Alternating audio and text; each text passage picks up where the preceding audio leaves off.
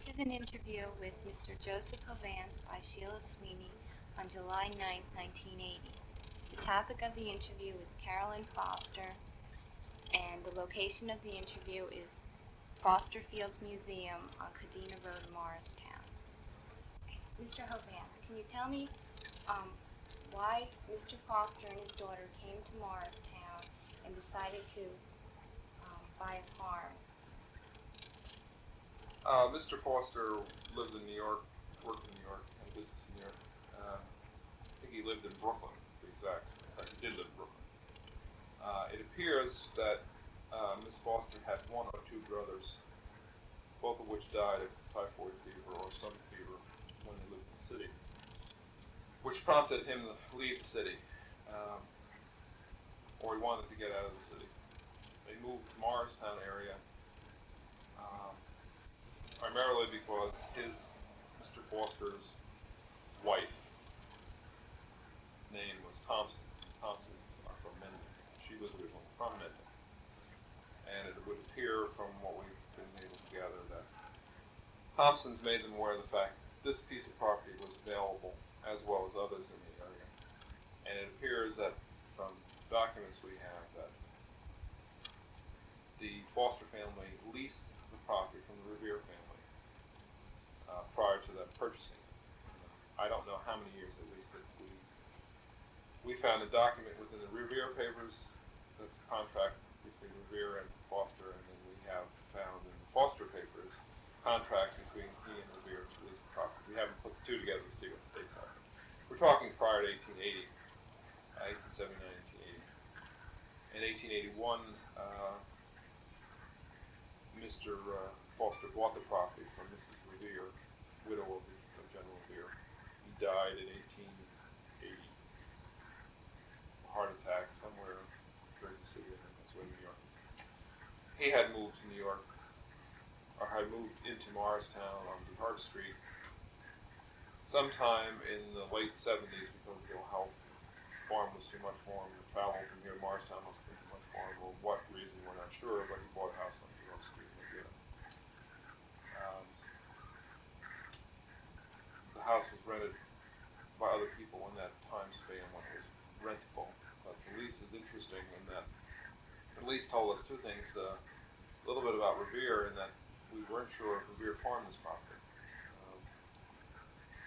It's obviously a farm. It would appear they would have farmed it, but there's also evidence that Revere tried to farm it. He wasn't successful. But the lease states that for 9 months, for the sum of about $850 or in that neighborhood, the Fosters were able to rent the house, carriage, space in the carriage shed, in the horse barn for their horses, the right to transverse the roads across the farm, but it was clearly indicated in these that they weren't allowed to ride through the fields, which were obviously under cultivation by a farmer. So it would appear that Revere then must have leased out the land to be farmed. So it gives us a little bit more background on that area. Mr. Foster continued to travel into New York after he lived here on his business. Miss Foster used to go down to the station, pick him up, take him to the station, pick him up. And if the story hasn't been reported, the colorful story that's been told about Miss Foster picking up her father at Morristown railroad station is evidently a pecking order of who gets the nearest carriage slot for the station. And it's based on one's social standing. And the story that I was told by Miss Foster and by others was that the Palmer coach was always the first coach at the station. Fancy livery and everybody standing by to pick up Mr. Palmer from New York. Of course, Miss Foster would take buckboard to go down and get her father. So, of course, just to be, at least to emphasize her personality, she always used to like to get there half hour before the Palmer coach and take her spot. Indicated by some people who've told the story was that, of course, the Palmer coach then would arrive the next day a little earlier in order to beat Miss Foster to that spot. And I'm sure as the telling of the story goes, it adds, there's been some things added to it, but I think it kind of points out that she was a very individual was a very distinct individual, had what would appear some very set goals in life, ideas, and pursued those goals. Why they purchased the farm has not been clearly indicated, other than the fact that in that time frame, there's still a close association with land and producing products and so on.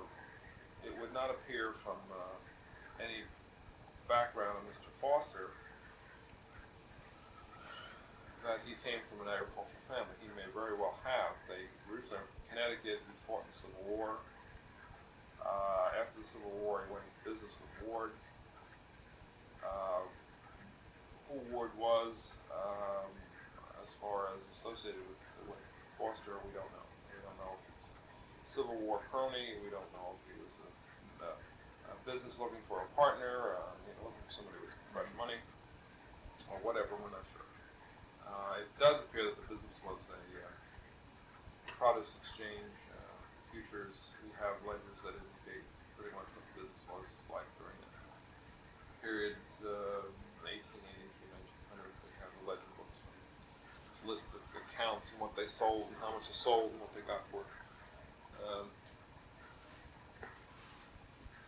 We have one here that I just want to look at just as a curiosity. Well, this happens to be Henry Ward's private account, so I'm not sure if this tells us much, but it does tell commissions he received by J. Ward to corn on account, $37 for commission on sales of corn. It lists the various people he received commissions from for selling goods. Again, a study of this will give us a more deeper indication of what kind of business they were into. It would also list his various expenses. And for 1881, evidently he had an expense to the Metropolitan Telephone Company. Rent for May in dollars. So that'd be interesting to find out what kind of telephone system he had in New York in 1881. But anyway, these ledgers have not really been looked at because we've just really moved them over here from the visitor center. But again, they indicate pretty much a fairly good detailed account of what kind of business he was in, kinds of things they sold and handled. And for anyone interested in doing more in-depth study, they're available. People to research.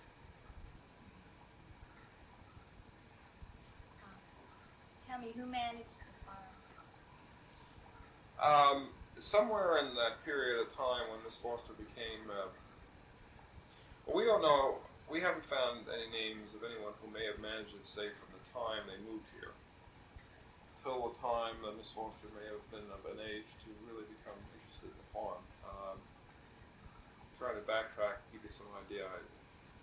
She must have been 3 or 4 years old when they came here. She was born in 1879, I think.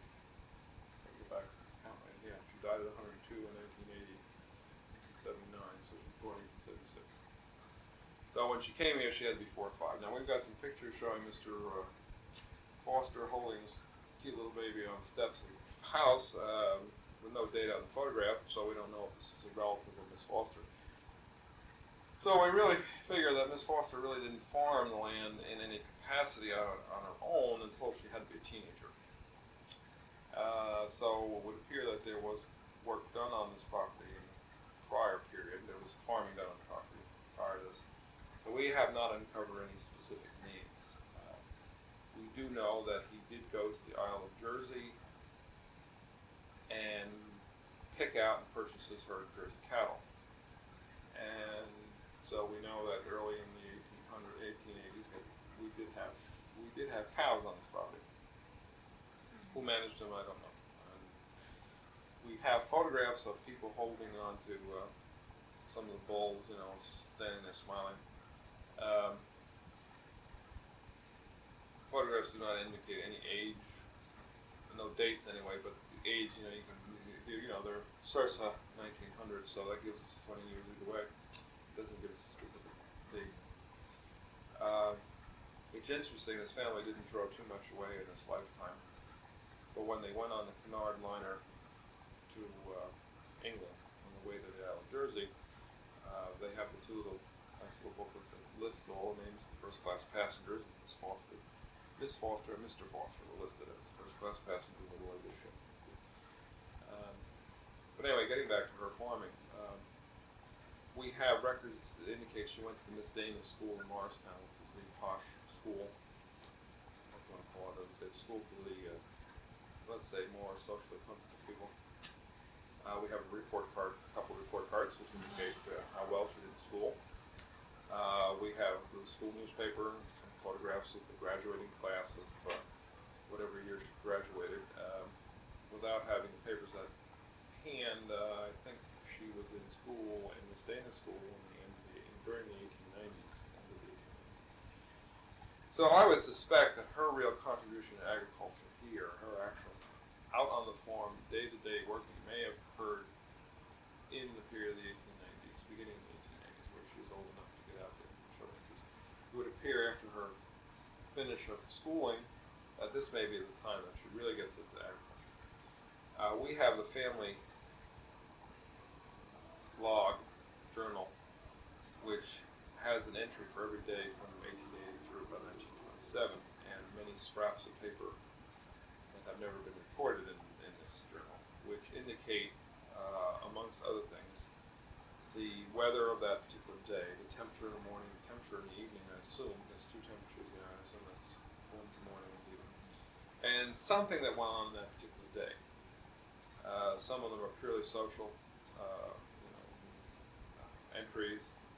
Their entries are all appear to be in her father's handwriting, but others relate specifically to the farm and what they were doing that particular day. Planted corn, or plowed, or harvested, or picked apples, or planted trees, or ordered trees, whatever it might have been. We also have come across quite a few bills of sales, which are more of the turn of the century, 1900, which give a very clear indication of the kinds of things he bought, as far as seed crops, who he bought them from, the seed company, what he paid for them, and the amount he bought. Which again begins to give a pretty good idea of what kinds of farm pursuits they did here, and what did they do, and what did they raise. And did they just have dairy cows, or did they raise other products for sale? And we have a clear picture that the farm was, to some degree, self-reliant type of farm, a pioneer farm in a sense, or a farm of the, I don't know, maybe use the term 18th century might be wrong, but a farm where still a family goal was to produce what they consume, which in this period of time in this area was a change. There was a great change in agriculture in this area. People were getting away from producing their own crops. But so there were many crops here were just grown, garden, vegetable crops, things were put up, preserved, which also goes back to the kind of family, the various store. They were very tight with their money, and they were very frugal, which is fine. And I think the agricultural endeavors indicate this. They produced what they consumed. They did sell milk in New York, or they did sell milk locally. They sold eggs. They shipped apples and pears to New York and sold them. They sold peaches. I'm not sure if they shipped them to New York. Peaches and pears bouncing along on the railroad train. I don't know how well they make it in New York. But they did sell the fruit of the orchard. It would indicate that all the other stuff was just household gardens. Corn that they raised, some of it was for consumption by the family, but most of it was for consumption by the animals. Hay, trinity, rye. And the list of vegetables reads like a catalog out of Burpee's 1880 catalog, because they must have raised everything there was to raise. Of course, our problem is that given any one particular set of years, maybe they didn't raise everything on this thing. But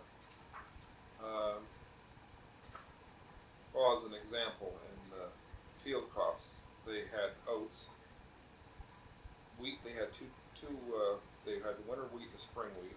In the winter wheat, they had three different varieties: spring wheat had 1. They raised buckwheat, rye, barley, clover. Again, a lot of this is for animal feed. Various grasses and hay, which is again just the acreage of just hay fields. Millet. They did get into some type of crop rotation. As far as other types of plants for human consumption, there was corn, obviously sweet corn. There was at least indicate 8 varieties of sweet corn. We're not sure just how many acres, but in yellow corn, we figure about 35 acres of corn. Potatoes, a half acre. There were 4 varieties of potatoes that they planted. No, I'm going to take that back. From the period of about 1880 to 1920, there were about 6 different potato varieties that they had planted at one time or another. Sugar beets, pumpkins, field peas, apples. We find 5 different varieties of apples they had in the orchard. The orchard did exist before the Revere's came, before the Fosters came here. Revere had some of this orchard still. 3 different pears, 2 different peaches, 3 different types of cherries, plums, grapes, raspberries, strawberries, blackberries, currants, gooseberries. Not a lot, but a few. As far as vegetable garden, asparagus, beans, cabbage, carrots, cauliflower, cucumbers, okra, onions, 4 different varieties of onions, parsnips, 3 different peas, squash, spinach, Swiss chard, tomatoes, turnips, rutabagas. They raise stuff that I don't think people eat anymore very much. So it was a very comprehensive farm. What she didn't have, and I don't know if this is something that's not found in this period farm because it's cheaper to buy, but there's no indication she ever had any herb garden. I think we asked Ms. Foster that specific question, and her answer was that it was cheaper to buy the herbs prepared in town than to fiddle around with growing and then processing herself. I guess I'm trained to see the colonial farm, which every kitchen had a kitchen herb garden. But it would appear that in this period that this may not necessarily be true. It may be an individual thing depending on the family's access to the material already prepared or their financial situation, or maybe it's just instead it's cheaper to go out and buy it than to use it and bother growing. We have some indication through records too of what they made on sale of some of these items. As I mentioned, they did sell some of this stuff.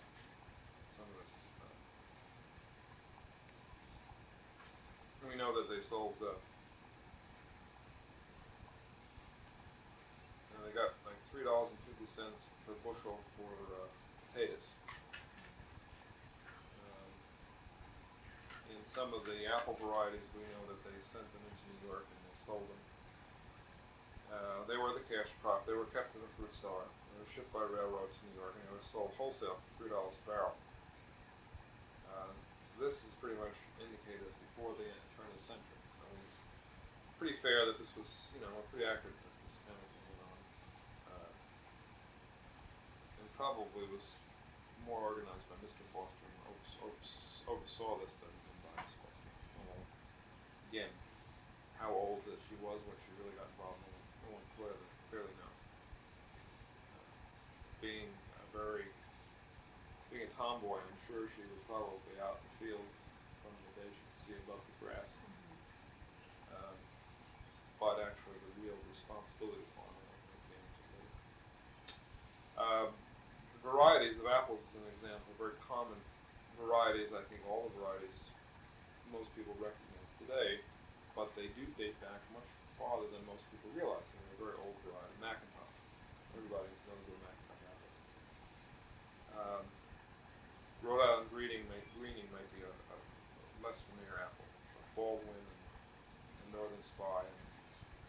saps. Roll apples that pretty much you can buy today, but some of them go back to the 1700s as far as the first plantation.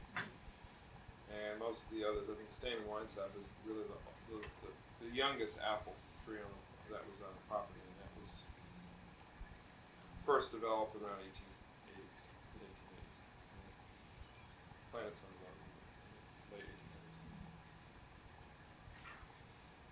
Pears, I'm not much on pears, but Bartlett is probably the standard pear. I think you said pear, and mentioned Bartlett, people recognize it. They were growing Bartlett pears since the beginning of the 1800s in the United States.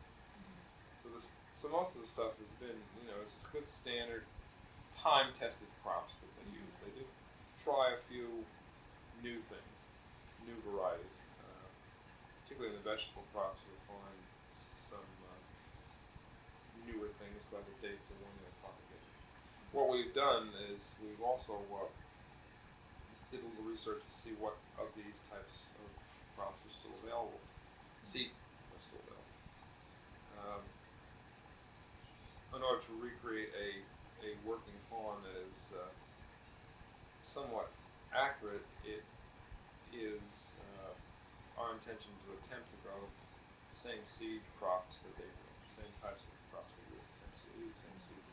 Now, if they turn out that they're too big of a problem because of insects or various blights, that's why seeds go through evolutions, and why they're propagated is to propagate out the bad characteristics. If they are not the best varieties to grow, we'll move on to whatever the improved variety of that type is. What we're going to try to do is capture as much as we can the essence of that type of, if it's a wrinkled tomato, and that's the characteristic of a late 19th century tomato, then this is the kind of tomato we want on the farm. We don't want a nice big, Better Boy or a Big Boy or any of these newer tomatoes that don't look right, look like anything you've got in your garden now. We want something that looks right for the garden, that's period. But that's getting away from what we're talking about. It would appear that Miss Foster was required to make profit on the farm. It doesn't appear that the father was too interested in subsidizing the farm end of this thing as a hobby. They produce food for the table, and they produce food for their animals, and it would appear that they needed to show profit.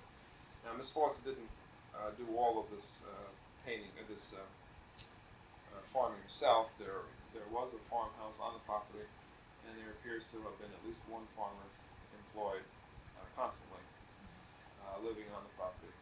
And again, depending on any given group of years, there may have been more than one full-time permanent people, and over the years it was always the seasonal farm help that was needed to get harvest the crop or whatever the period needed. So she wasn't out there all by herself doing this work. There were men on the farm. I've heard a number of 2 to 3 at the maximum during the season. We haven't found any evidence as to who these people were, how long they worked. We do know the names of people who worked on the farm, 1940s, 1950s, and so on. We are just in the process of uncovering leads to indicate who some of the people who worked prior to that are, and trying to get a little better handle on just how much they worked on the farm. We run into quite a few people. Oh, I worked on this farm.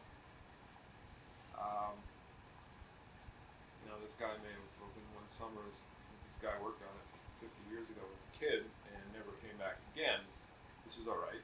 But we want to make sure that we try to get a little chart put together to show just who it was and how long, how many summers, or how many, if it was seasonally or whatever, and then try to get a better feeling for what the farm was like. Over the period of time from 1900 through the 1950s, the agricultural pursuits changed quite a lot. They did not stay the same. It would appear the older Miss Foster got, and maybe the little better off she was financially in the 30s and 40s. I think she crops changed. She got into quite a big flower garden near the house, which does not show up in any records prior to 1910-ish. Getting into a lot more field crops. 1927, I believe it was, the herd of Jersey cattle has been auctioned off. Now I don't know if that was just a reduction in the herd, or if they, because she continued to have cows on the property until 1950s. How many, I don't know. Photographs show a handful. The herd registry of 1927, or the auction catalog indicates there's quite a big herd. It may have been that there was a change. Ms. Foster indicated that the cows weren't all grazed on the property here during summer. They were driven up Route 24, if you can imagine that, to Mendham, and grazed somewhere outside of Mendham, which could be possibly the Thompson property. I don't know that. Again, choosing which direction to go, why she went to Mendham when you can go over to Washington Valley, and I'm sure there were a lot of fields. It could be that it might have been property owned by her relatives. There's indication, we've come across the name Thompson in some of the material in reference to the dairy herd. We don't know if, as a manager or a farmer on the property, so we don't know if it was an uncle or relative, something that took care of the farm, took care of the cows. We don't know that for sure. There's a lot of room for research in this area, which we haven't really gotten time to look at. When you're looking at this family journal I mentioned some time ago, you have an entry for every day since 1880. The front here is the exact date. 1885 it begins, and goes up till into the 20s, and then from about 1922 we have 6 zillion little strips of paper, envelopes, all kinds of little crunchy scraps of paper with some sort of notations made on it about everything under the sun. And here's where it becomes really tedious to really put together a story. Also, Mr. Foster wrote in a very small hand, and for every line he wrote, he penned in another line above and below it. So he was sitting here with a magnifying glass trying to read this kind of entries. And as I said, it begins to become some social as well as farm related. The tape's running now. Look a little bit, as I mentioned, the entries, some of them are difficult to read because they're written in margins. But as an example, 1894, January 22nd, January 12th. The weather was, temperature was 22 degrees at 7:15 in the morning. It was a clear morning, and during the day, very high winds all day. In the evening, the temperature was at 9 o'clock, 20 degrees. And going down January 15th, bad accident on the Morristown and Erie Railroad. 9 to 12 people were killed. Afternoon, it was late, foggy. Many of them were not sentences, they're just short entries. So you have to watch because what the previous sentence may be actually 2 or 3 thoughts. He's trying to define his interest in one line. January 17th, temperature 20 degrees at 7:20 in the morning, clear. Lawrence to Barry here overnight. Bob here overnight. So like I said, we get quite a few entries in here that become very, very personal, family type things. What's happening? We're trying to look. All right, here's one that's kind of interesting. I think we're still on this. Yes, February 6th. Temperature at 7:15 this morning was 11 degrees. It was clear. We commenced to cut ice. There's 4 3/4 inches of thick ice brought over one road. I don't know where they cut the ice, but evidently we know there's an ice house. There is an ice house behind the house. Obviously, in this period there had to be an ice house somewhere on the property. Entry for February 8th, 1894. H.C. Ward, which was Mr. Foster's business partner, went south. Obviously, couldn't handle the weather. It wasn't too bad that day. It was 34 degrees. But as you go through the different years, you also begin to pick out some entries that are just clearly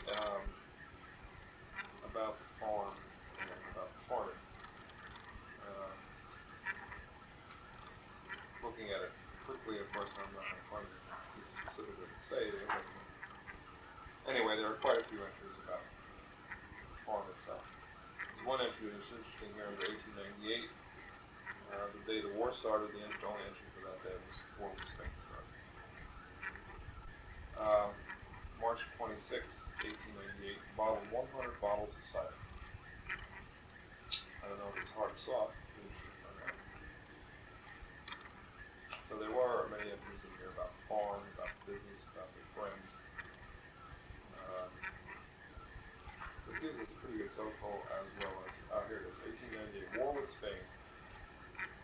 By resolution of Congress, April 25th, American Ministry at Madrid received passport April 21st, said to be actual beginning of the war. I am opposed to it as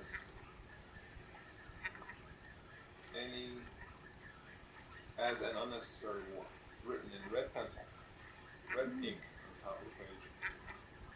Again, on 25th of April 1998, again wrote in war with Spain. Yes. Moving on to the agricultural things, there's something about what took 20 heifers to pasture on the 3rd of May, 1898. It rained that day. And as I said, the handwriting gets so small here that we need some magnifying glass to figure out what he has to say for the rest of that day. Corn planting, May 23rd. Sprinkled a little, rained all day, pretty cloudy. Planted corn on the side of house, I guess it says. Hard to say exactly. But this is the kind of entries we have. So we have really a very good, clear picture of what they did, when they did it. The 1920s and on up becomes extremely difficult because there are little scraps of paper which appear to be the tear-offs on top of the newspaper, which gives the date, and he just wrote on that. So he didn't have to write the date down. When he had cut up a piece of paper, he had to use newspaper, which was very.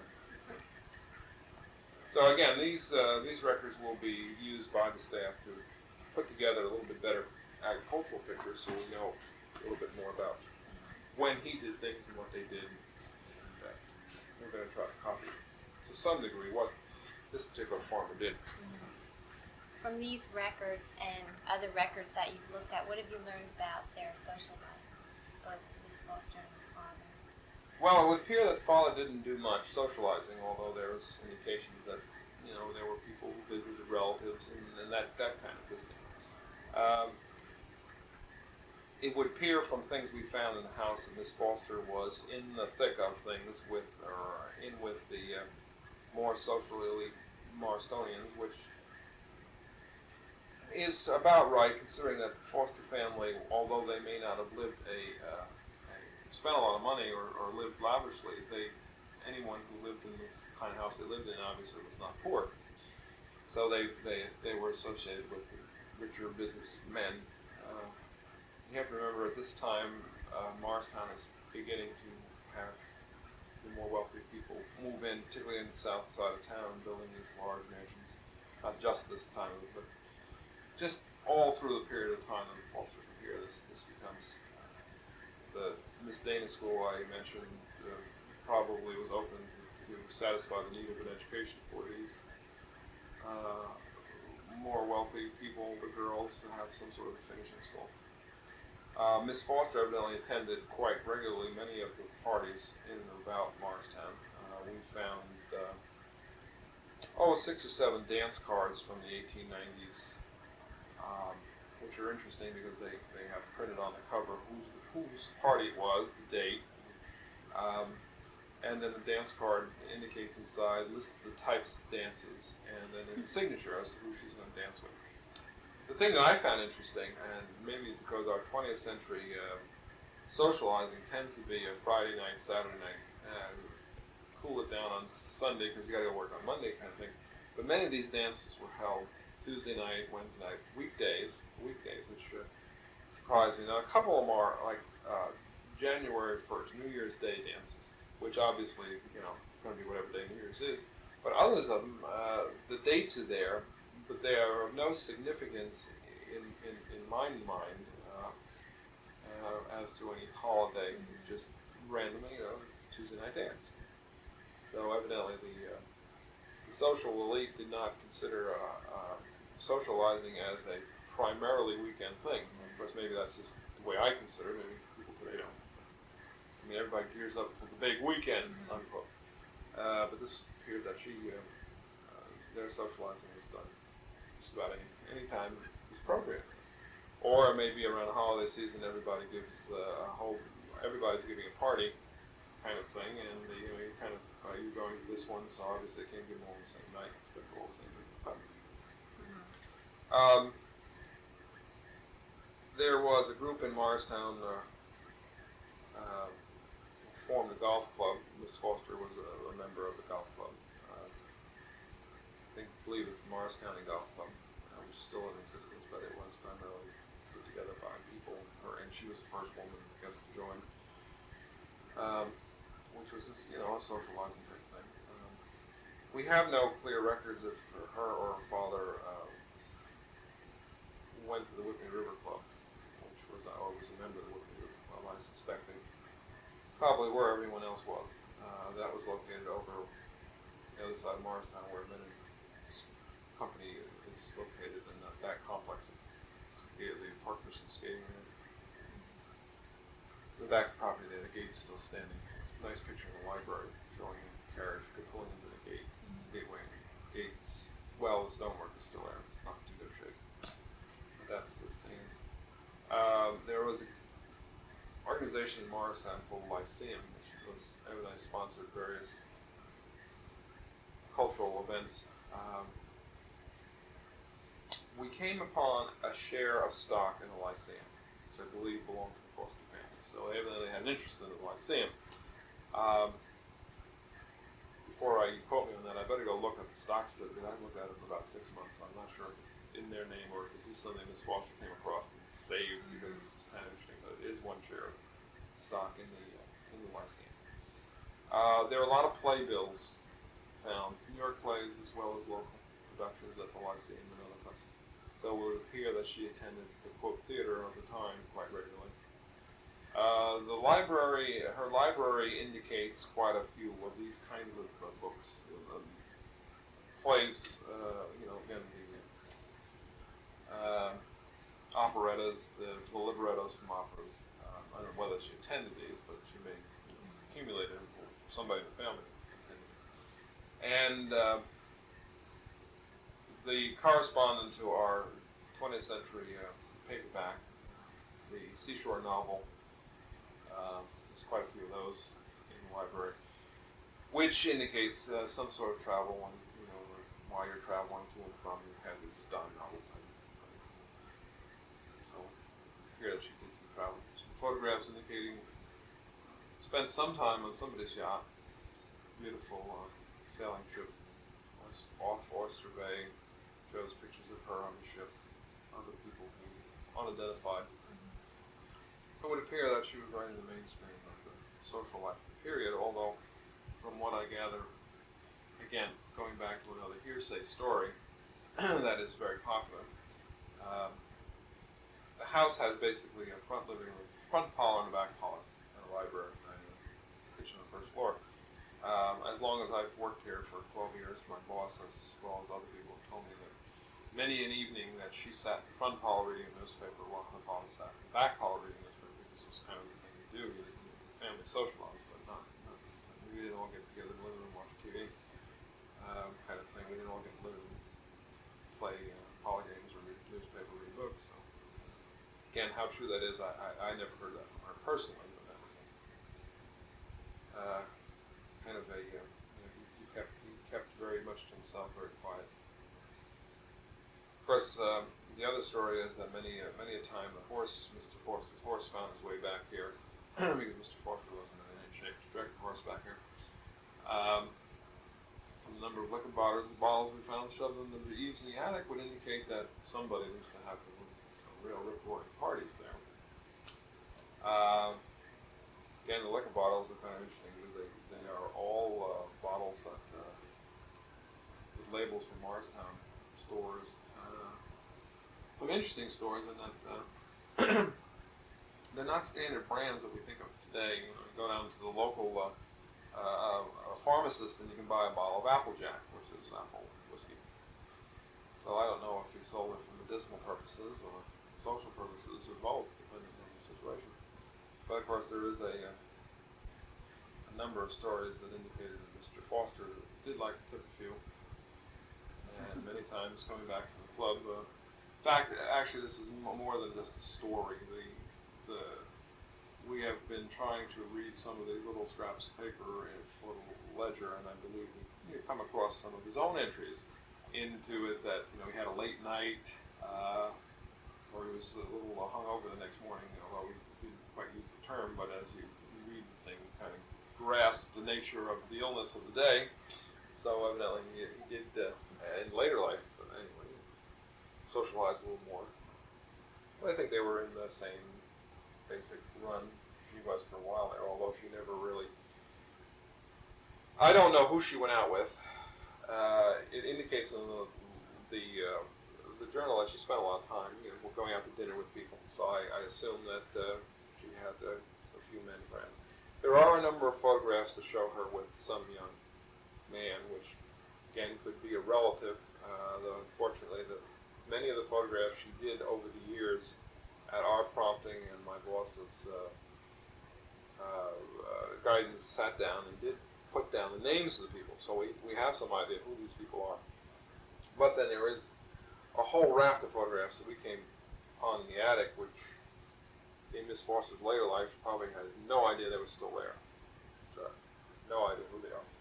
Some of them we can compare with other photographs that have been identified and come up, with an idea of who these people are.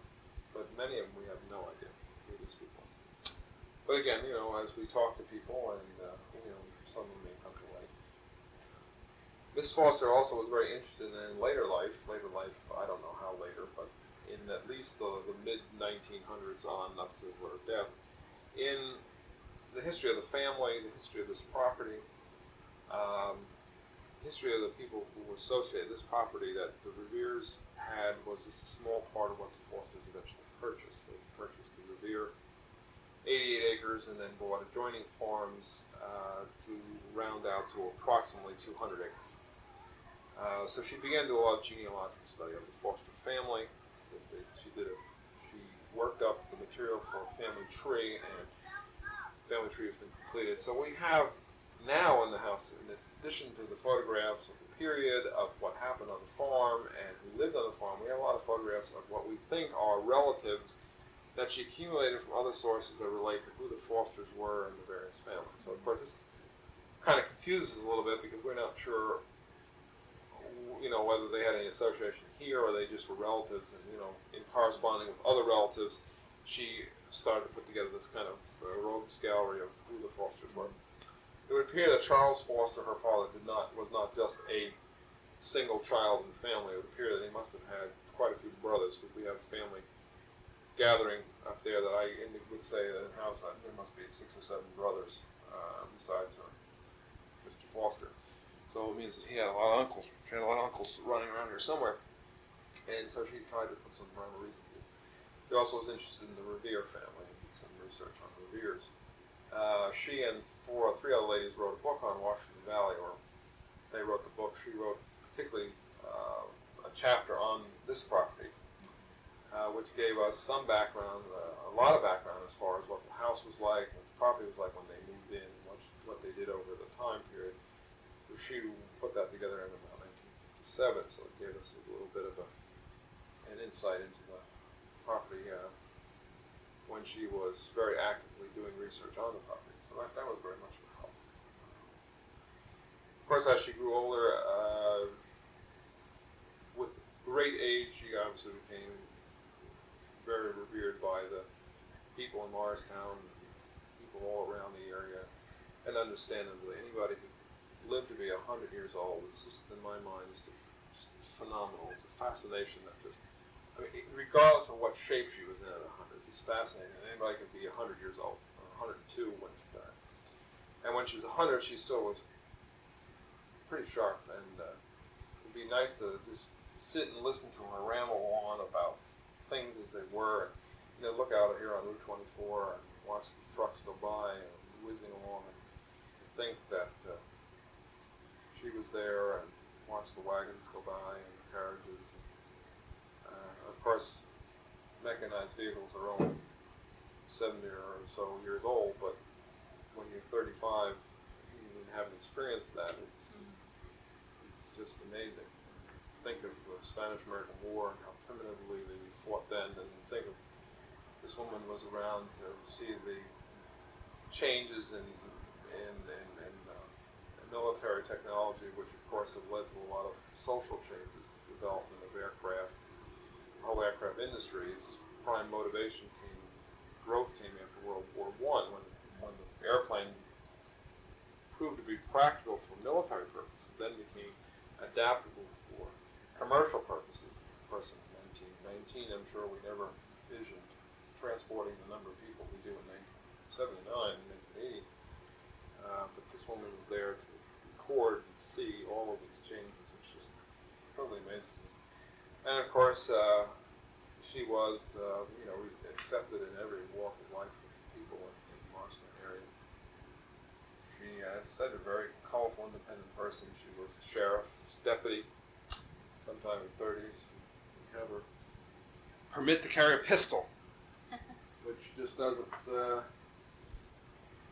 permit to carry a weapon concealed, which dated 1938. Just it's just amazing to think of that person that she's being, her being a sheriff's deputy. And of course, she's very active in the local Republican Party, and I imagine she was probably Miss Republican. Yes, probably Miss Republican. Again, I think she's, she had really a very colorful life and a very great contribution to Morris County, and a very far-sighted view of what should happen to her property. Very early recognized the change in the the composition of the community, the growth patterns, and realized that open space was valuable and that it should be preserved. And it appears that she arrived at this conclusion long before any member of the Park Commission began to discuss with her the possibility of her land being preserved as some sort of park. She kind of had this idea that it should be preserved. I don't think she had any idea of how it was going to be preserved or what was going to happen, but it should be kept as a unit. And then when the park system came about, then not sure how it worked, but she became associated with the Secretary Director of the Park System and discussed the preservation of this land as a farm as opposed to an all-purpose park. Here was a truly vanishing type of family unit that was very common in this area, particularly being walking distance to the center of Morristown. So she felt that this land should be preserved as a farm as opposed to being cut up thousands of little housing units by whomever her heirs would have been. I personally think that was very interesting that the woman had that far-sighted goal. Goal going back, I don't know how far back. The park system is 25 years old, and I suspect that was her goal, preserving the land in some fashion 25 years ago. Which is very far-sighted, particularly for an individual who, when you reach a certain age, you're pretty much set what's going to happen to you and your belongings. It's interesting that over the years she's continued to change and evolve the concept of what should happen to the property. Because originally she gave us the property, and originally she went back and changed her will and gave us the contents of the building, some of the, particularly the barns and the outbuildings. And then went back, I understand again, changed her will, leave us an endowment to take care of it, as well as leaving us very specific things in the house, which originally she was thinking of the land, but as the concept of a living farm grew, she became more aware of the need to preserve what was here that related to the farm, and was farsighted enough to make a change. And, have a 90-year-old woman make a change in the wills, I think, says a lot for the woman's interest and alertness and awareness of seeing that the thing is preserved the way she wants it. Still has that, oomph to make, still consider change. I think that's kind of good.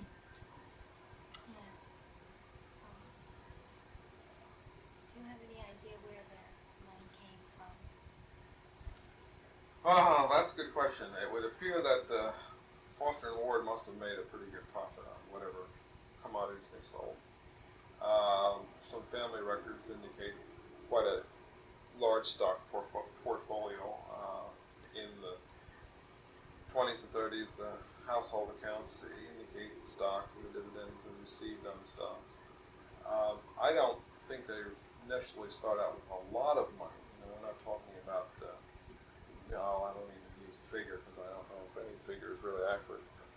It would appear that part of their lifestyle just indicated that there was a need for wise investments of any money they had, whether they had a lot or a little. I know when I was living at Speedwell Village, and as caretaker, my wife and I had our really first contact with Miss Foster at that particular time, and this was probably 1968, 69, 68.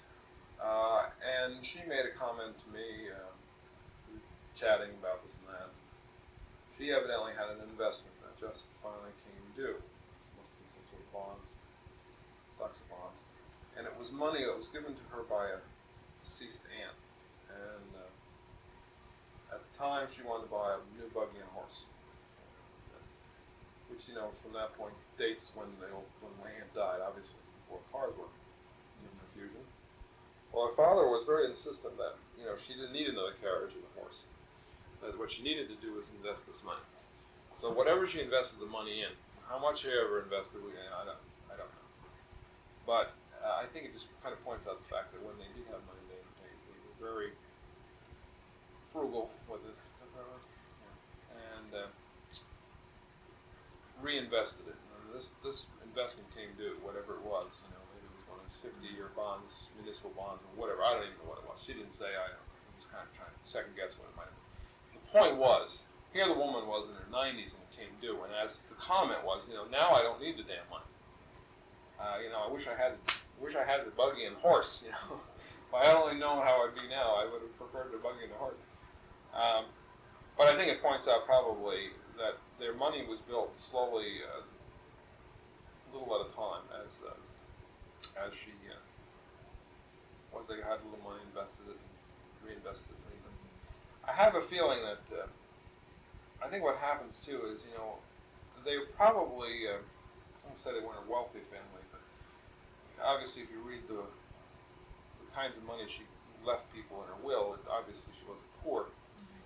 But on the other hand, people who are wealthy, she probably wasn't really that well off in comparison with a lot of people in some periods of time.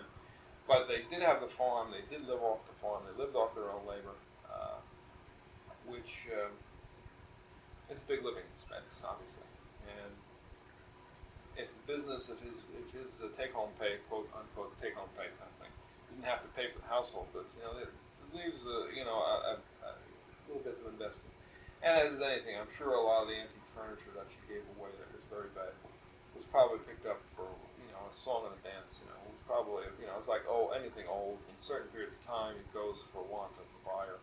It's just not the in thing. Of course, now anything old is an in thing. So and anything colonial, which was a lot of things she had, then just become that much more valuable. So I think over the lifetime of when she bought it, a lot of the stuff could very well, and I don't know this for a fact, but knowing how my wife and I have set up our stuff, a lot of the stuff we bought in secondhand furniture stores. We bought a lot of oak furniture 10 years ago, nobody wanted it. Now it's a big thing. I mean, now people come in and they just gloat over the oak furniture we have. Oh my God, this is valuable furniture. A whole bedroom set cost us $35. Now I couldn't touch the pulls on the drawers for that amount of money. So I suspect a lot of the things that she had in the house probably looked the same way. Nobody wanted sleighs and horse-drawn vehicles in 1920. Probably gave them away. But of course now they're very valuable. Now they're very collectible. Can't find them, and when you find them, they've been sitting on somebody's lawn, they've rotted away, or they're behind some barn or field, and half the parts are missing. But there was a very substantial number of stocks and bonds. The records indicate very clear, concise number of dividends coming on a regular basis. Taxes on this property were not cheap over the years. Tax bills that indicate quite a lot of money paid on taxes. Offhand, I don't recall, and I was just looking through some of the very old ones in the 20s and 30s. Even at that time, taxes were quite a lot of money for this amount of property. But you're talking about 200 acres, a house, a large home, small home, farm home, anywhere from 3 to 5 8 farm buildings. They changed and decreased in the latter years.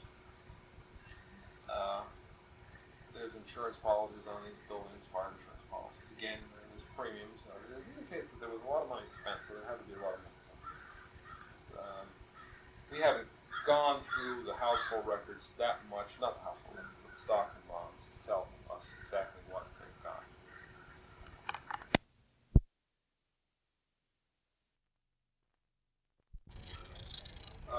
We were talking about a little before on how she made her money and some of the things that they did on the farm here. As I mentioned, I think part of it was that she may not have had a lot of money, but she invested what money she had wisely. She really recycled things and got her his money's worth out of items. And I know in 1930s, these barns on the property had to be rebuilt. And while they built them pretty much the same size, or they're on the same foundations and so on, it's very interesting to go into the granary in particular, because the granary is very much a recycled building. You can find by looking in the ceiling, particularly at the roof. You can see evidences on the roof boards and some of the beams in the ceiling and the roof, where they had come out of a house because they have the lath marks where the plaster lath was, little bits of plaster, nails, and so on. And one of the other things that she was supposedly notorious for during World War II, when we were supposedly, preserving all of the things we needed for the war effort, Miss Foster always burned coal in her house, and the house still has coal in it. But to offset the burning of some of the coal, and I suspect to some degree also save some money on not having to buy coal, she used to have the road department dump all the wood and scrap that they generated, even from barriers, wood they cut, trees they cut down. And there used to be a pile out near the big barn there, and you go down there and you look at the pile, because the pile still existed when we took over the property. And there wasn't anything worth burning; it was rotted, but it was there. But you can see the paint. The thing was painted black and had white with black stripes on it. You see it along the highway with the barriers, so people wouldn't walk the road. But she supposedly used to have this stuff cut up, and she used to burn it in the house, to heat her house. Again, this is like I said, she probably wasn't that wealthy as some people were, but she was able to take what money she did have and invest it wisely and utilize things that we today sometimes would pass by. And with wood, I go down the road any garbage day, and I could fill my station wagon with things people throw away that are wooden. And in some cases, stuff that may only have 2 or 3 nail holes in it. It's very practical use of some of this. You wanted to ask me a question about her religious affiliation, or you had asked about the religious affiliation. I did not know her personally to the point of knowing if she subscribed to any one religion or other. It would appear from the fact that she was buried out of an Episcopal church in Morristown, and the family most likely was Episcopalian. What evidences we did indicate that there was some religious awareness in the family was the fact that there is a large number of books in the library that relate to religious topics, topics of the day, books of religious verse. There is an Episcopal Bible that's the front cover indicates it's published by there must be 25, 30 books of a religious nature, which again might be typical of a 19th century, early 20th century library. I don't know. It seemed to be a larger number than normal. We have hundreds of books in the library that cover many different topics, but there is a large number of ones that have some religious connotation, which to me indicates that there was some interest in religion and some strong religious practices in the family, and not necessarily, I don't know if they attended regularly on Sunday. As we read her journal, I may be in better shape a year from now to answer that question. Okay, when Miss Foster took over the farm, what kind of manager was she, and also did she change when her father moved? It's interesting that her father died in the late 20s sometime. I don't recall exactly. It was 27, 29. It was in that period of time. It was sometime in the 20s. The daily journal was kept by, what appears to be, primarily kept in his handwriting. We have not come across anything that was kept in her handwriting as to what happened on the farm after that.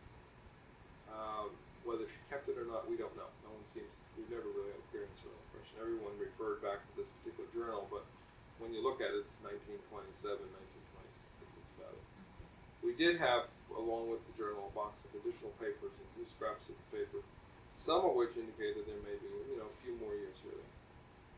It would appear that in the 30s, from the little research we've done, and the research we've done here has been oral research about the agriculture directly with her. It would appear that they continued the farm pretty much as they had done before, and she became the prime manager of the farm.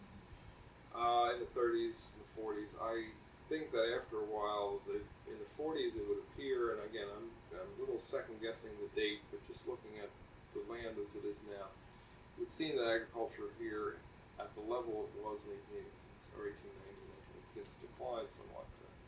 I don't think she's raising quite the number of things in the garden, although she might have been. Again, it seems that the farm is in the decline.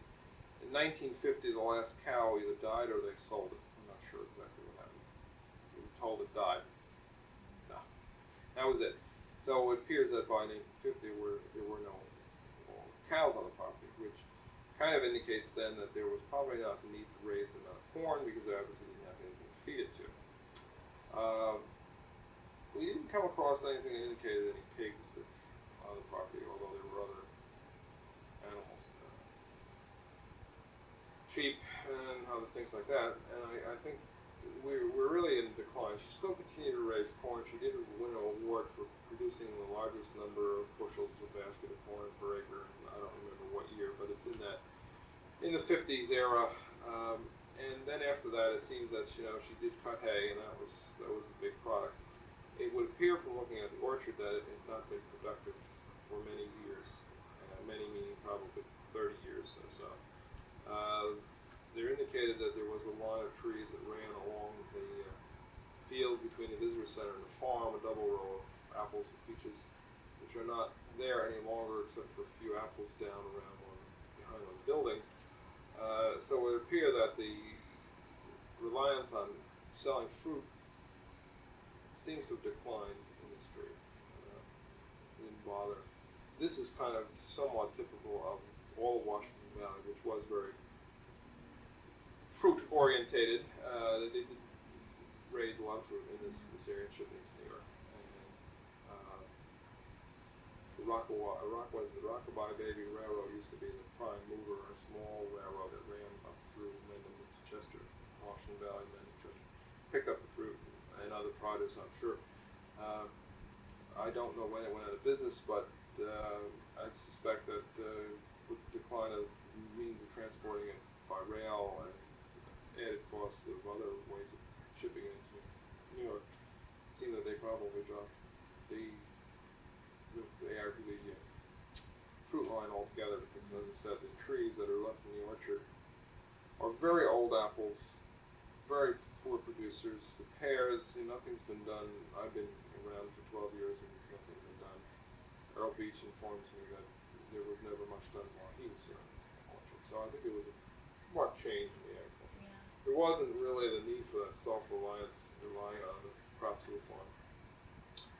I say that tongue in cheek because, again, when you look through the material in the library, it indicates quite a lot of literature, particularly in the 30s and 40s, from the Agricultural Extension Service, which tells how to do just about everything. How to plant certain crops, diseases of crops, how to can goods, and all kinds of other things. So it would seem that there was still pretty much of an interest in height of interest in agriculture in the 40s, and that might possibly be, again, going back to the feeling I get from talking with people. Her war effort was disregarded, kind of thing. I don't know that for a fact, but again, this might have been the resurgence of doing canned goods and planting vegetable gardens and so on, as is happened with some of the other people during World War II who did that. It seemed to me that it was getting away from some of the heavy agricultural usage that the farm had sitting in the center. Further research will maybe we get a better picture of that as we go through the list of records. Do you know anything about the background of the small house that she built? I know very little, and all I know is hearsay. My boss, Russell Myers, informed me that, and other people have informed me that, for some reason or other, she built this house. Some story was that she built it to get away from her father. It would be interesting to check tax records to determine when the building was on the property for tax purposes, because I always had the feeling personally that was a nice story, but the house was built after he died. I think the house was built in the 30s, but it may have been built in the 20s. But again, the people who knew her would better know when it was built. But again, I understand she did build it herself, and she did the work herself. I mean, she had help, but it was she was a prime motivator. She did, the foundation and the chimney, and built the house itself. So, which still stands in very poor shape at this point in time. It's being riddled with powder post beetle also, and termites and leaky roof. It's an adventure. I don't know how long it's going to last, if at all. Do you know anything about her mother? Very little there. There's, other than her name was Emma Louise Thompson, and she was from Mendon. I believe her mother died either shortly after she was born or right after she was born, because it appears that her mother did not live very long in the house if she lived here long. And that's really about all. We have not done any research on the Thompson family itself to determine who the relatives are, how many there are, but other than the fact that she was from Mendon, there's very little.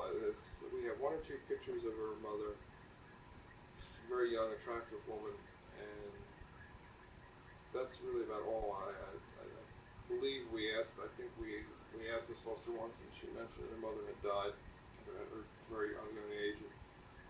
And we may have somebody written down exactly when she said. I don't recall if she had mentioned when she died. I believe it was when she was